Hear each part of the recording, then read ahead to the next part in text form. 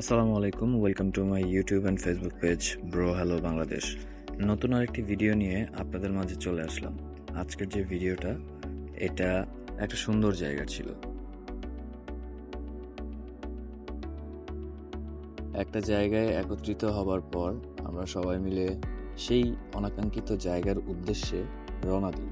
আমরা সবাই মহাখালীতে একত্রিত হয়েছিলাম, আর মহাখালীতে একত্রিত হবার পর তারপরে আমরা ওইখান থেকে মোটরসাইকেল যোগে সেই অনাকাঙ্ক্ষিত জায়গার উদ্দেশ্যে রওনা দিই। ধীরে ধীরে আমাদের মোটরসাইকেল নিয়ে টুকটুক করে আমরা সেই অনাকাঙ্ক্ষিত জায়গার দিকে যাই।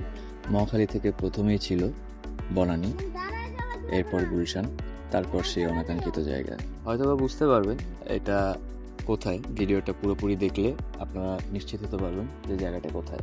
আমি এখনই বলছি না, আমি ভিডিও যখন আপনারা পাবেন তখন আপনারা বুঝতে পারবেন যে জায়গাটা কোথায়।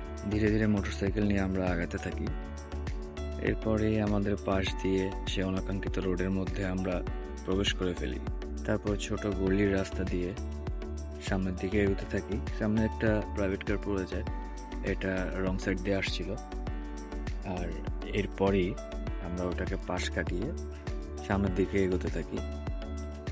এখন খুব ধীর গতিতে মোটরসাইকেল চালানো হচ্ছে।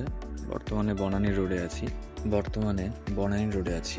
আর বনানী রোড থেকে এখন ধীরে ধীরে সামনের দিকে এগোতে যাচ্ছি। বনানী রোড থেকেই এখন গুলশানের রোডে প্রবেশ করে ফেললাম। এখানে সার্জেন্ট ছিল, আর ঈদের সময় এই কারণে রাস্তাটাও অনেক ফাঁকা ছিল। তো দেখতেই পাচ্ছেন রাস্তায় আসলে মানুষজন নেই বললেই চলে। আর তারপরে আমরা সামনে ছোট্ট একটা বলতে বলতে জ্যাম পেয়ে যাই। যদিও এখানকার প্রতিমধ্যে একটু হালকা পাতলা জ্যাম থেকে যায়। খুব বেশি সময় দাঁড়াতে হয়নি, অল্প কিছু সময় দাঁড়ানোর পরেই আমাদের সিগন্যালটা ছেড়ে দিয়েছিল। বাইকের সব থেকে বড় বিষয় ছিল বাইক একটু সাইডে সামান্য জায়গা থাকলে এটা মুভ করা যায়। আর কিছু কিছু সিএনজিওয়ালা আছে যার জন্য তারা এমনভাবে রেখে দেয় প্রতিমধ্যে সিএনজিটা, বা কিছু রিক্সা আছে, রিক্সাগুলো সাইড তো দিবেই না, বরঞ্চ রাস্তাটা আরো ব্লক করে রেখে দিবে। আসলে খুব খারাপ লাগে যখন সিএনজি এবং রিক্সাগুলো চলার পথ আটকিয়ে দাঁড়িয়ে থাকে। দেখতে দেখতে আমরা সে অনাকাঙ্ক্ষিত রোড ইউটার্ন নিয়ে সেই রোডের মধ্যে ঢুকে পড়েছি। আর আসলে যে জায়গায় যাচ্ছি সেটাকে কি বলবো, এটা দর্শনীয় স্থান বলবো নাকি দর্শনীয় স্থান বলবো না, নাকি বলবো যে এখানে সবাই ঘুরতে যায়। আসলে ওই জায়গাটা একটা পার্কের মতো, যেখানে বিনোদনের জন্য সমস্ত কিছুই বিদ্যমান। আর অল্প কিছু সময় বাইক রাইড করতে হবে, এরপরেই আমরা সেই অনাকাঙ্ক্ষিত জায়গাটায় পৌঁছে যাব। তবে চলুন সামনের দিকে এগোনো যাক।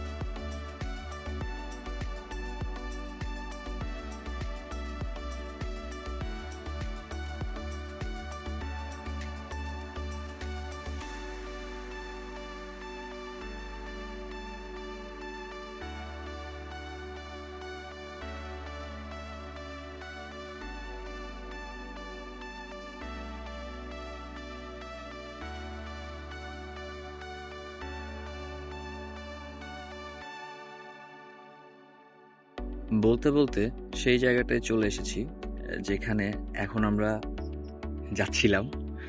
আর এই যে তার গেটটা, এই গেটের মধ্যে দিয়ে একটু সামনে গিয়ে বাইকটাকে পার্ক করে রাখতে হয়।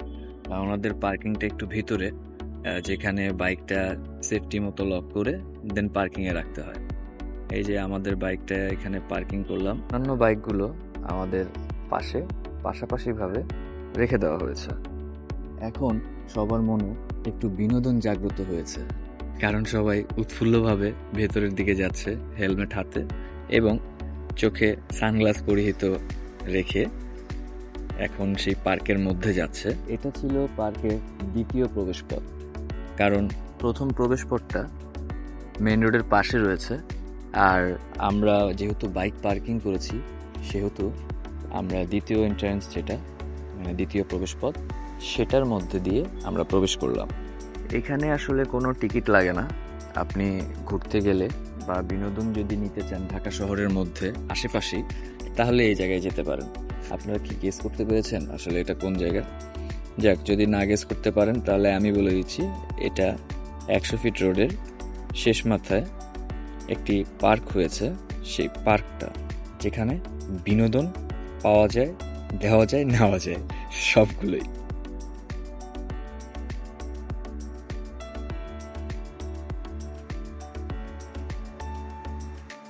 এখানে বিনোদনের জন্য আসলে আপনি যথাযথ বিনোদন পাবেন। আর বিনোদন নিতে নিতে বা হাঁটাচলা করতে করতে আপনার যদি ক্ষুধা লাগে তাহলে এখানে খাবারেরও সুব্যবস্থা রয়েছে। এখানে খেলার মাঠও রয়েছে, আপনি চাইলে খেলার মাঠে খেলতেও পারবেন। আর আমি পারতপক্ষে যেটা দেখলাম, জায়গাটা বেশ, এখানে চারিদিকে গাছগাছালিতে ভরা। আসলে ভরা বললে ভুল হবে, পরিপূর্ণ। বিশেষ করে ঢাকা শহরের মধ্যে এরকম সুন্দর জায়গা, গাছগাছালির, এগুলো খুব কমই দেখা যায়।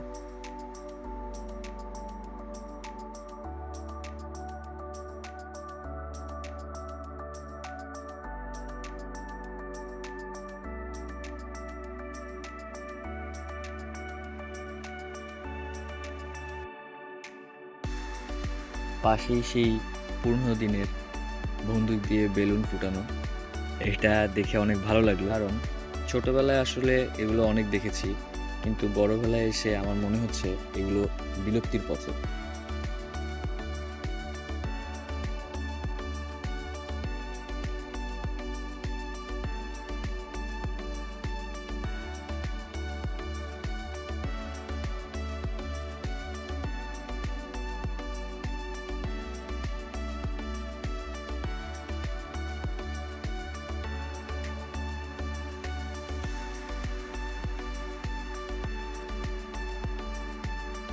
গাছগাছালি দ্বারা সমাবৃত এরকম একটি জায়গায় আমরা আরেকটি জিনিস দেখতে পেলাম, তা হলো রেসিং ট্র্যাক। এখানে আসলে ছোটোখাটো একটা রেসিং ট্র্যাক বানানো হয়েছে, যেখানে তাদেরই কিছু গাড়ি দিয়ে ভিন্ন ধরনের মনোরঞ্জনের সৃষ্টি করা হয়েছে।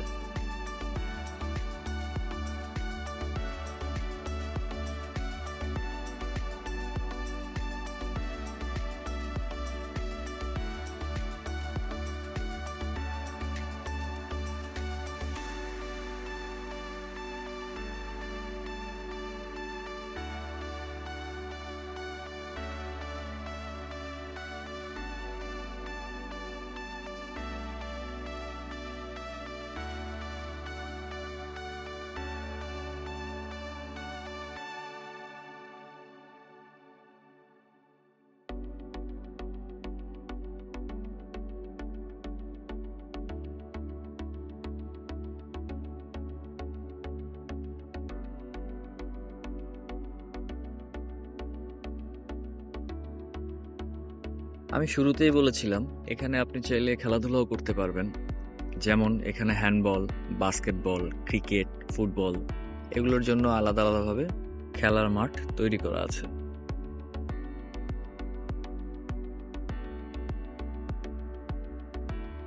আর রেসিং ট্র্যাকের কথা যেটা বলেছিলাম, এই যে আপনারা দেখতে পাচ্ছেন, এটাই হচ্ছে রেসিং ট্র্যাক।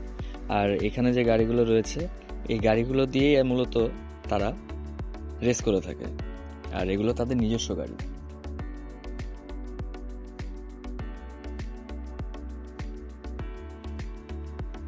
তারপরেই আরেকটি ভিন্নধর্মী রেসিং ট্র্যাকে চলে আসলাম। আপনারা দেখতে পাচ্ছেন এখানে তাদের ছোট ছোট খেলনা গাড়িগুলো দিয়ে কিভাবে রেস করা হচ্ছে এবং মানুষজন এটার বিনোদন উপভোগ করছে।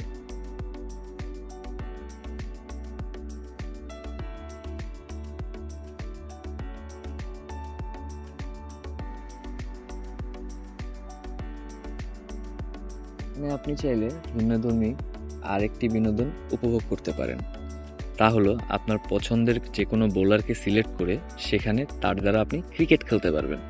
আসলে এটা আমার কাছে একটু ব্যতিক্রমধর্মী মনে হয়েছে, কারণ আপনি যার বলে ব্যাটিং করতে যাচ্ছেন তার বলে কম্পিউটারের মাধ্যমে আপনি খেলতে পারবেন। এখানে স্কোর বোর্ডও রয়েছে, আর আপনি ওই বলটা খেলার পরে সেটা 4 না 6 হলো সেটা আপনি স্কোর বোর্ডের মাধ্যমে দেখতে পারবেন।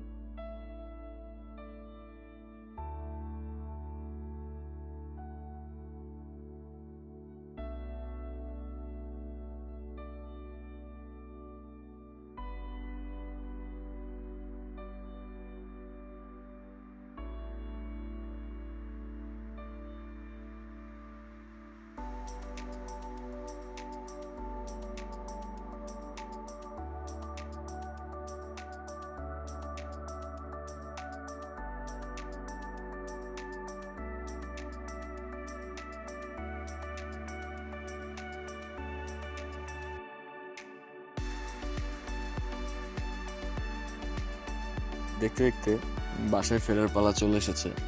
এই জন্য আমরা প্রস্তুতি নিচ্ছিলাম যে এখন আমরা বাসায় ফিরবো।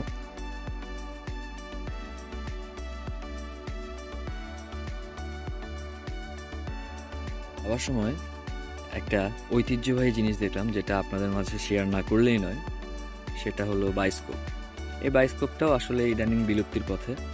এখানে একটা বায়োস্কোপওয়ালা রয়েছে যিনি বায়োস্কোপ দেখাচ্ছেন। এটা আসলে একটা সময় এতটা জনপ্রিয় ছিল যে সেটা বলা বাহুল্য। এরপরে আমাদের বাসায় ফেরার পালা। সবাই দোয়া রাখবেন। আসসালামু আলাইকুম।